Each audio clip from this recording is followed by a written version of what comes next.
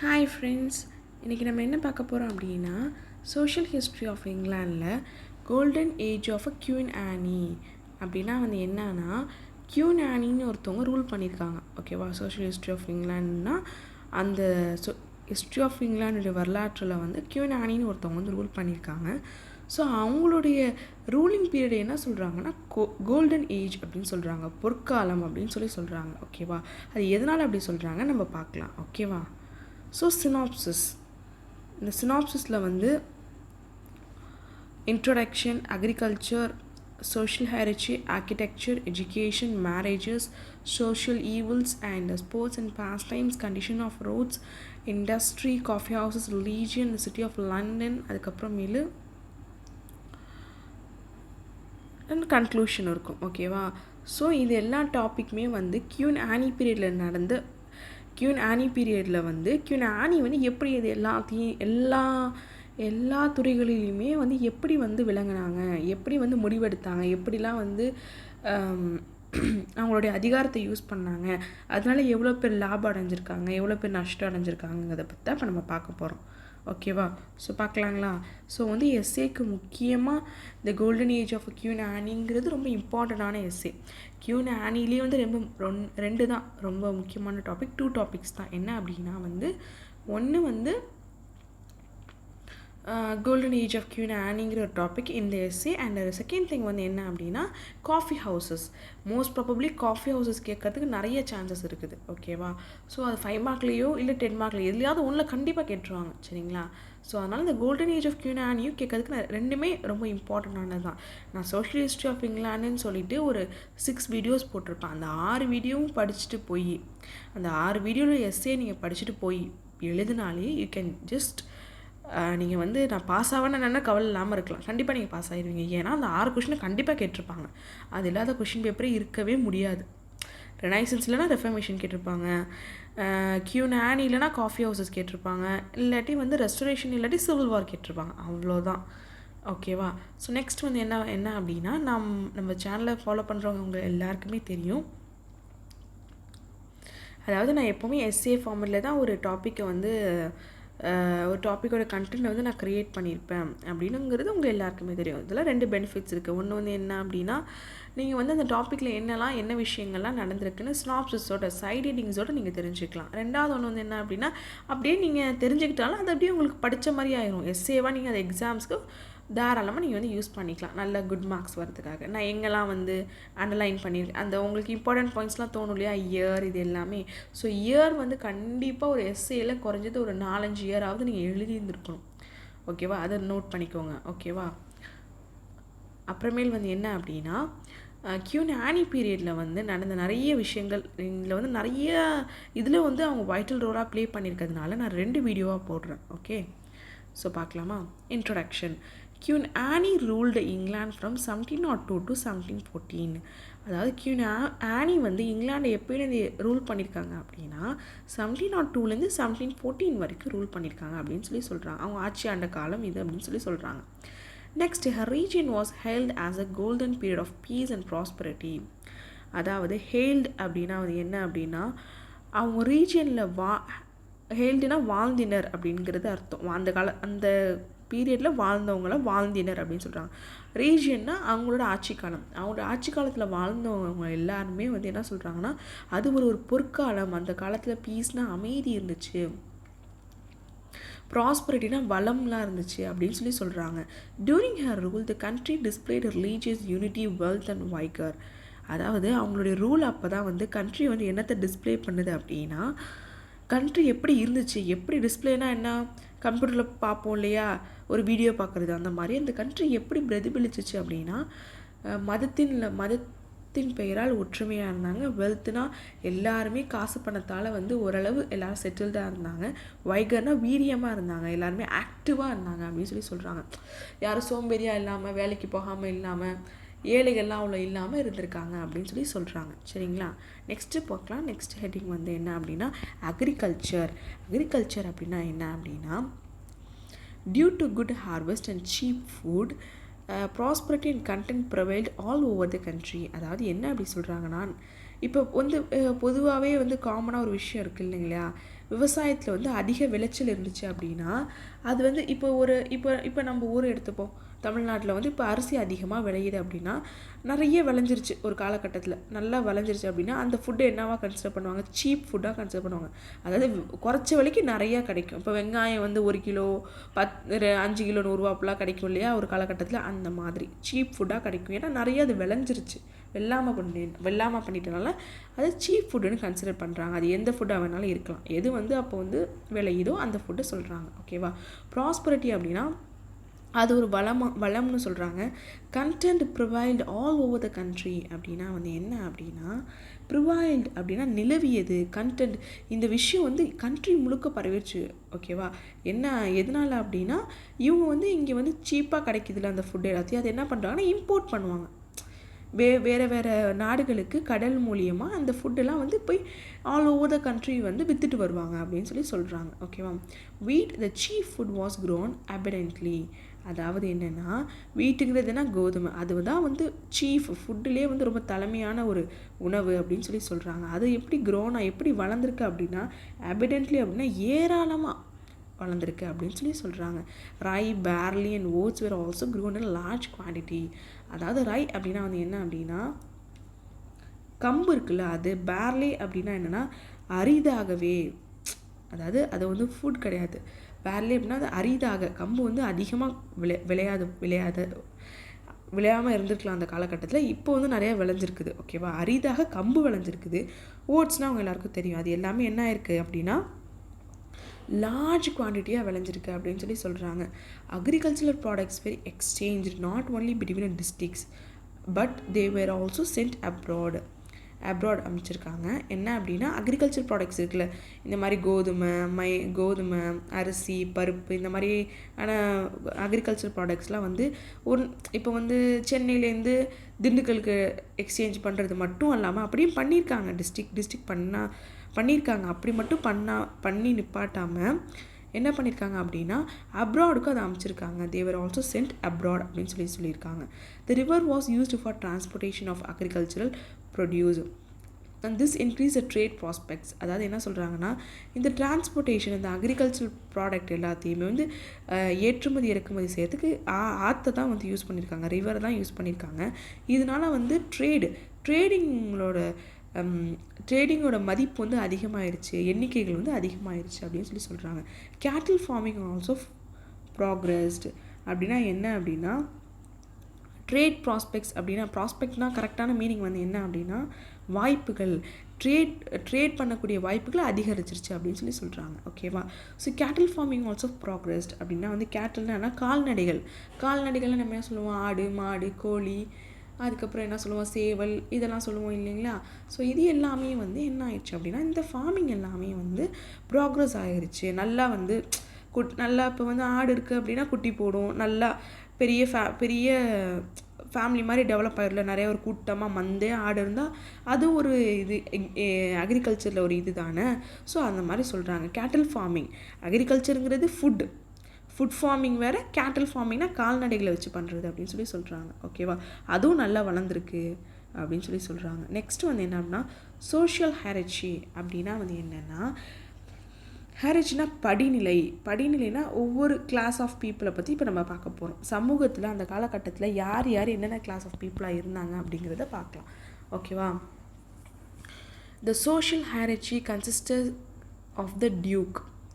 அதாவது அந்த சமூக படிநிலைகள்லாம் வந்து சமுதாயத்தில் யாரெல்லாம் அந்த காலகட்டத்தில் இருந்தாங்க அப்படின்னா டியூக் அப்படின்னா வந்து யாருன்னா பிரபு அப்படின்னு சொல்லுவாங்கள்ல, ரொம்ப மன்னிச்சிருங்க பிரபு, ஒரு தலைவர் மாதிரி. இந்த ஸ்கொயர் அப்படின்னா வந்து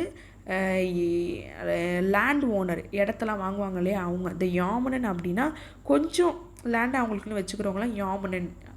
அதாவது இவங்களும் லேண்டு தான் வச்சுருப்பாங்கன்னா கொஞ்சம் வச்சுருப்பாங்க. ஸ்கொயருங்கிறவங்க நிறைய வச்சுருப்பாங்க. அந்த ஃப்ரீ ஹோல்டர் அப்படின்னா இலவசமாக உரிமையாளர். ஓகே, இந்த கவர்மெண்ட் பட்டா போட்ட இடம்னு சொல்லுவாங்கள்ல, ஸோ அந்த மாதிரி ஃப்ரீ ஹோல்டர் அந்த மாதிரியான மக்கள் இருந்திருக்காங்க. இந்த டீனன்ட் அப்படின்னா குத்தகைக்காரர் அப்படின்னா இடத்த வந்து குத்தகைக்கு எடுத்து விவசாயம் பண்ணுவாங்க இல்லையா, அவங்கள வந்து டீனென்ட் அப்படின்னு சொல்கிறாங்க. The dukes were very rich and lived a luxurious lifes. டியூக்லாம் வந்து எப்படி இருக்காங்களாம், ரொம்ப பணக்காரங்களாக இருக்காங்களாம், ரொம்ப ஆடம்பரமான வாழ்க்கையை வாழ்கிறாங்க அப்படின்னு சொல்லியிருக்காங்க. The income of squires was very little and from this they had to pay a land taxes. அதாவது ஸ்கொயர் ஏன்னா யார் அப்படின்னா இந்த இடத்தெல்லாம் வாங்குறாங்கல்ல, நிறைய இடம்லாம் வச்சுருப்பாங்க, அவங்க லேண்ட் ஓனர் அவங்களாம் வந்து. ஸோ அவங்களுடைய இன்கம் வந்து கொஞ்சமாக தான் இருக்குது, ஆனால் வந்து அவங்க வந்து நிறைய வந்து டேக்ஸஸ் பே பண்ண வேண்டியதாக இருக்குது. They had to pay taxes வேறு பே பண்ண வேண்டியதாக இருக்குது இதில் அப்படின்னு சொல்கிறாங்க. So life was very difficult for the squires. அப்படின்னா வந்து என்னென்னா ஸ்கொயர் மக்கள் இருக்காங்க இல்லையா, அவங்களுடைய வாழ்க்கை வந்து ரொம்ப டிஃபிகல்ட்டாக இருக்குது அப்படின்னு சொல்கிறாங்க. ரொம்ப கஷ்டமாக இருக்குது. டிஃபிகல்ட்னா கஷ்டம்னு அர்த்தம். தி யாமன் வேர் மோர் இன் நம்பர். யாமன்னா வந்து யார் அப்படின்னா, யார் சொன்ன, கொஞ்சம் இடத்த வச்சுருக்கவங்க தான் யாமன். அவங்க தான் அதிக அளவில் இருந்தாங்க. They formed 1/9 of the population. 1/9 of the பாப்புலேஷன்னா என்ன, 1/8 ஆஃப் த பாப்புலேஷன். அதாவது 8ல் ஒரு பகுதி அவங்க இருந்திருக்காங்க. இங்கிலாண்டில் வந்து 8ல் ஒரு பகுதி யார் இருந்தாங்கன்னா யாமன் இருந்தாங்க. அந்த மாதிரி லேண்டை கொஞ்சமாக வச்சுருக்க மக்கள், அந்த கூட்டத்தினர் வந்து இருந்திருக்காங்க அப்படின்னு சொல்கிறாங்க. The freeholder and the tenant were equal in many respects.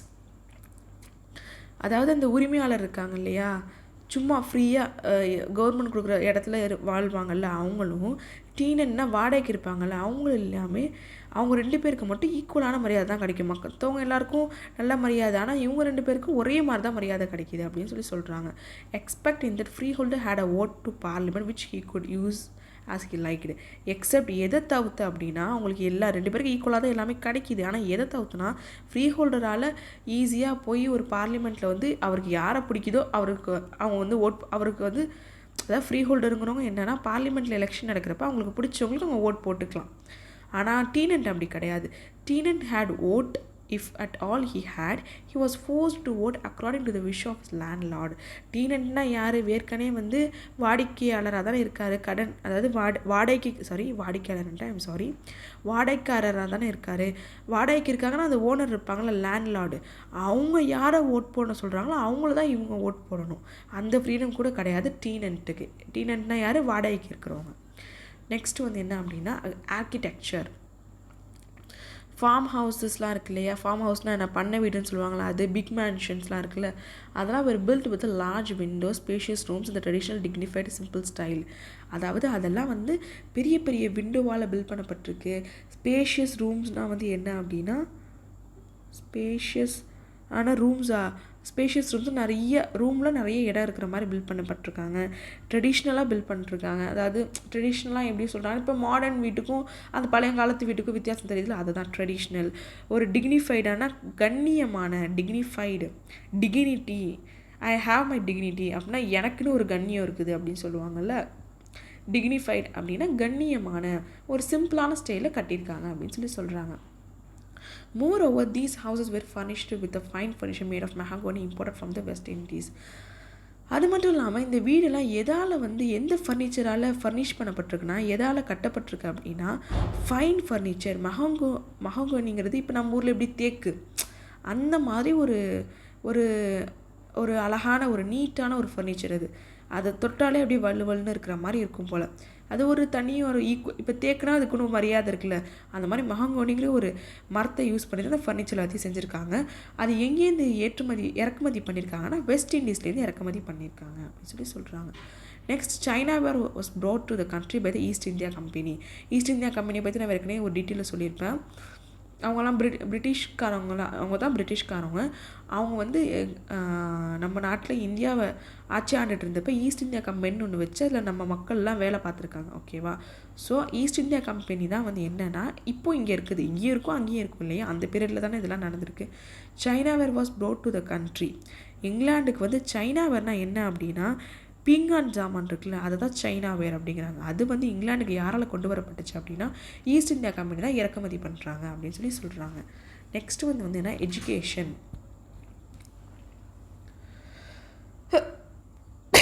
Education வந்து என்ன அப்படின்னா, education was was not appreciated much. அவ்வளோவாலாம் எஜுகேஷனுக்கு யாரும் சப்போர்ட் பண்ணலை. Aristocrats sent their children to the public schools. Aristocrats வந்து அவங்களுடைய குழந்தைகளை என்ன பண்ணிட்டாங்கன்னா பப்ளிக் ஸ்கூல்ஸ் தான் அனுப்புவாங்க. அரிஸ்டோக்ரேட்ஸ்னால் வந்து யார் அப்படின்னா பப்ளிக் ஸ்கூல்லாம் காமனாக ஸ்கூல் இருக்குல்லையே அந்த ஸ்கூலுக்கு தான் அனுப்புகிறாங்க. ஓகேவா. அரிஸ்டோக்ரேட்ஸ்னால் நல்லா படித்து அறிவாளியாக இருப்பாங்களா அவங்கள தான் அரிஸ்டோக்ரேட்ஸ். பணக்காரவங்களாம் இருப்பாங்கன்னு நினைக்கிறேன். I think so. கொஞ்சம் லைட்டாக பணக்காரங்களாக இருக்க மாட்டாங்க. அரிஸ்டோக்ரேட்ஸ்னால் யார் அப்படின்னா திறமையாக புலவர் மாதிரி இருப்பாங்களா அவங்க தான். ஓகேவா. The squires and yeoman and the shopkeepers sent their children to the grammar schools. இந்த ஸ்கொயர்னால் யார், லேண்டை நிறைய வச்சுருக்கோங்க. யாமன்னா லேண்டை கொஞ்சமாக வச்சுருக்கோங்க. இந்த ஷாப் கீப்பர்னால் சில கடைகளெல்லாம் வேலை பார்க்குறவங்க அவங்க குழந்தைங்களை கிராமர் ஸ்கூலுக்கு அனுப்புகிறாங்க. Endowed grammar schools provide education to the middle class. அதாவது எண்டோடு கிராமர் ஸ்கூல்லாம் வந்து என்ன பண்ணுது அப்படின்னா மிடில் கிளாஸ் பீப்புளுக்கு எஜுகேஷன் கொடுக்குறாங்க. வெல்த்தி ஃபேமிலி என்ன பண்ணுறாங்கன்னா employed private chaplains to educate the children. அதாவது ப்ரைவேட் டீச்சர் வச்சுக்கிறாங்களா. சாம்ப்ளைன்ஸ்னால் டீச்சர். நல்லா பணக்கார குடும்பம்லாம் என்ன பண்ணிடுறாங்கன்னா ப்ரைவேட் வாத்தியாரை வேலைக்கு எடுத்து அவங்க குழந்தைகளுக்கு சொல்லிக் கொடுக்க சொல்கிறாங்க ப்ரைவேட் டீச்சர்ஸு. இந்த கிராமர் ஸ்கூல் அண்ட் பப்ளிக் ஸ்கூலில் வந்து என்ன அப்படின்னா the study of a classical languages especially Latin was given importance. அதாவது இந்த கிராமர் ஸ்கூல்லையும் பப்ளிக் ஸ்கூல்லையும் என்ன விஷயம் அப்படின்னா இது ரெண்டு ஸ்கூல்லையுமே வந்து கிளாசிக்கல் லாங்குவேஜை பற்றி மட்டும்தான் படிக்கணும். அதுவும் முக்கியமாக வந்து லாட்டினுக்கு தான் நிறைய இம்பார்ட்டன்ட் கொடுத்துருக்காங்க. The school masters used flagging to maintain a discipline. அதாவது ஸ்கூல் மாஸ்டர் என்ன பண்ணாங்கன்னா ஸ்டிக்கை வச்சு எல்லாரையும் அடிப்பாங்களாம். ஃப்ளாகிங்னா வந்து கசையடிகள்னு சொல்லுவாங்க. ஓகேவா. அப்படியே ஸ்டிக்கியோ இல்லை ஏதாச்சும் ஒரு குச்சி வச்சு அடிக்கிறது. எதுக்குன்னா டிசிப்ளின் ஒழுக்கத்தை வந்து பராமரிக்கிறதுக்காக மெயின்டைன் பண்ணுறதுக்காக அந்த ஃப்ளாகிங்னா அடிக்கிற மெத்தடை யூஸ் பண்ணியிருக்காங்க ஸ்கூல் மாஸ்டர்ஸ் அப்படின்னு சொல்கிறாங்க. அப்போ அந்த காலகட்டத்தில் என்னென்னா உமன் எஜுகேஷன் வாஸ் ஆல்மோஸ்ட் நெக்லேட்டட்னா உமனுக்கு வந்து எஜுகேஷனே வேணாம் அப்படின்னு சொல்லி ஒதுக்கி வச்சுட்டாங்க.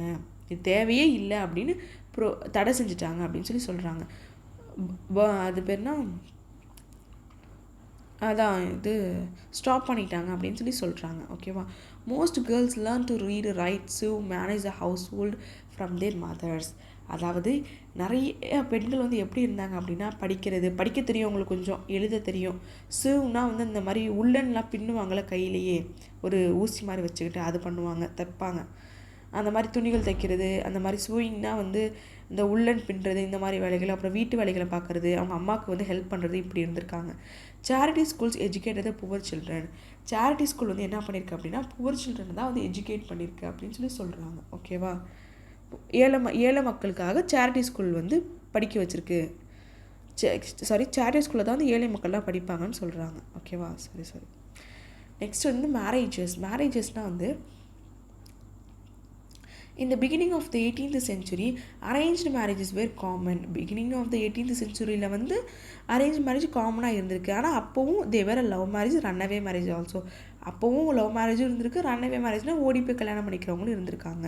லவ் மேரேஜஸ்னால் வீட்டில் பர்மிஷனோடு பண்ணிக்கிறது, ரன்அவேனா வீட்டில் பர்மிஷன் இல்லாமல் ஓடி போய் கல்யாணம் பண்ணிக்கிறது. ஓகேவா. ஆனால் வந்து டிவோர்ஸ் வாஸ் அன்னோன். ஆனால் அந்த காலகட்டத்தில் டிவோர்ஸே இல்லை அப்படின்னு சொல்லியிருக்காங்க. ஓகேவா. ஸோ நம்ம வந்து இதோடு நம்ம வந்து இந்த வீடியோவை முடிச்சுக்கலாம். நெக்ஸ்ட் வீடியோவில் பார்ட் 2ல் கண்டினியூ பண்ணலாம். Thank you friends.